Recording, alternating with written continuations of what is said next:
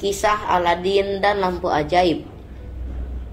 Hai kawan, jumpa lagi. Abang Ridwan kali ini akan menggambar dan juga menceritakan satu dongeng yang berjudul Si Aladin dan Lampu Ajaibnya. Bagaimanakah kelanjutannya? Sebelum ke alur ceritanya, pastikan untuk mensupport kita ya, dengan cara like, komen, subscribe, dan nyalakan loncengnya juga ya. Oke, kita langsung ke alur ceritanya ya. Dahulu kala, di sebuah kota yang terletak di Asia Timur, diceritakan terdapat seorang ibu yang tinggal dengan anak laki-lakinya bernama Aladin. Mereka hidup secara sederhana di sebuah gubuk tua yang kurang memadai. Untuk memenuhi kebutuhan keluarga mereka, Aladin tak henti membantu ibunya untuk menjual buah-buahan di sebuah pasar dekat tempat tinggalnya. Sebagai anak semata wayang, ia pun sangat menyayangi sang ibu dan bermimpi jika suatu saat ia bisa hidup mewah bersama dengan ibu tercinta. Sampai suatu ketika, Aladin yang sedang melakukan kegiatan hariannya dalam membantu sang ibu di pasar dipertemukan dengan seorang pedagang kaya. Pedagang itu menghampiri Aladin dan menawarkan bantuan padanya. Apakah kamu ingin hidup sukses dan kaya raya? Aku bisa membantumu dengan menawarkan kerjasama yang memiliki bayaran yang cukup besar, ujar sang pedagang kaya kepada Aladin. Tanpa ragu, Aladin pun tergiur dengan penawaran tersebut dan menyetujuinya. Namun, ia tetap harus meminta izin kepada sang ibu sebelum akhirnya memutuskan pergi bersama pedagang tadi. Baiklah, tetapi izinkan aku meminta izin dan restu kepada ibuku terlebih dahulu, jawab Aladin yang kemudian langsung meminta izin kepada ibunya. Mendengar ucapan sang anak, ibu Aladin pun langsung mengizinkan putranya itu untuk pergi merantau mencari kesuksesannya. Sang ibu berkata, "Pergilah dan kejar kesuksesanmu, nak." Keesokan harinya, setelah mendapat izin sang ibu, Aladin pun pergi bersama pedagang itu. Keduanya menempuh perjalanan yang sangat jauh dari tempat tinggal Aladin sebelumnya. Bukan mendapat pekerjaan yang layak sebagaimana diharapkan, Aladin justru diperlakukan seperti budak yang harus mengerjakan segala perintah dari pedagang tadi. Bahkan ia diancam akan dibunuh jika tidak mematuhi perintah pedagang tersebut. Namun ada hal janggal yang membuat Aladin baru menyadarinya. Pedagang kaya menawarinya pekerjaan itu. Rupanya bukan seorang manusia seperti dirinya, melainkan seorang penyihir. Hal ini diketahui ketika Aladin dibentak olehnya, dan penyihir tersebut mengeluarkan bubuk ajaib dari dalam sakunya. Bubuk tersebut kemudian ditaburkan ke atas tanah.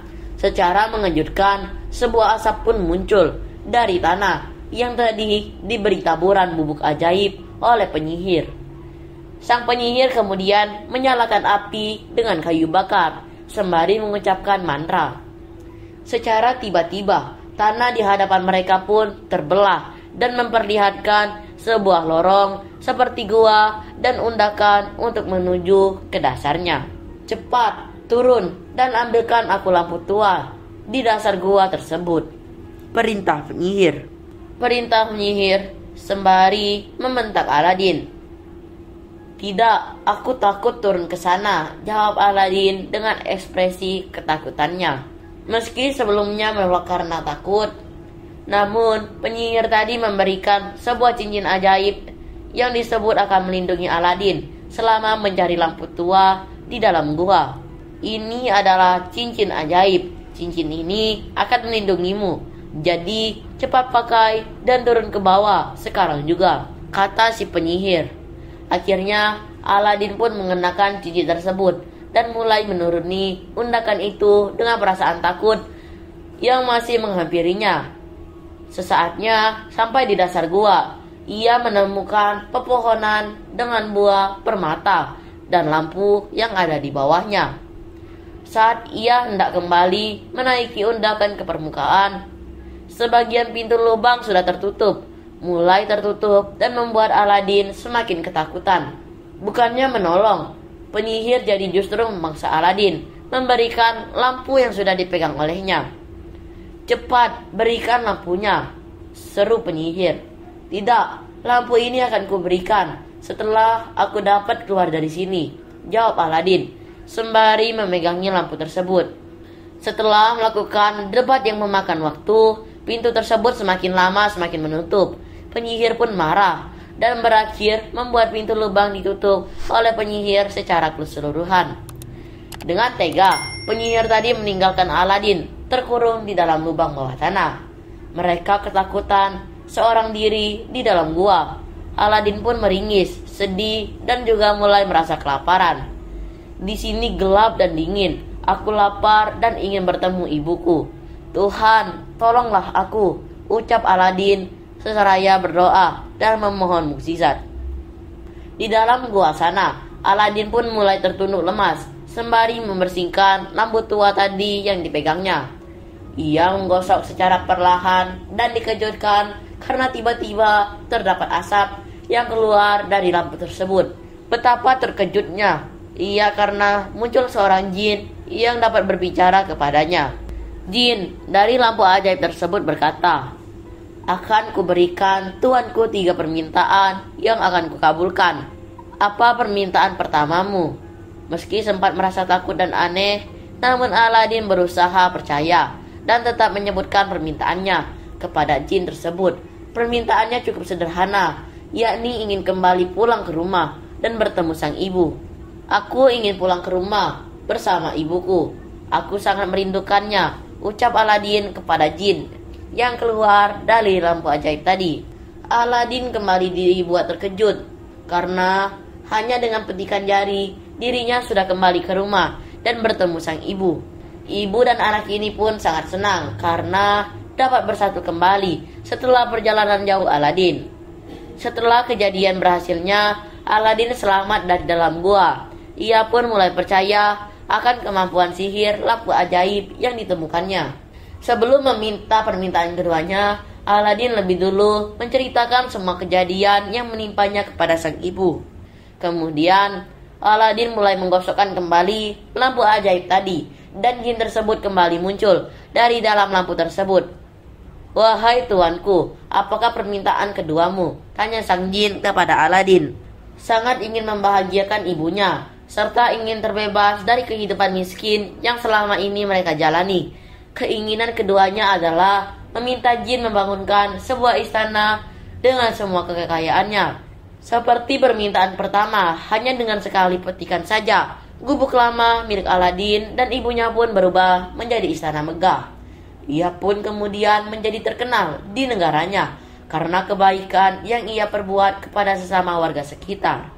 Dengan kesuksesan yang telah diraihnya sekarang, tak lengkap rasanya jika ia terus hidup seorang diri tanpa pendamping.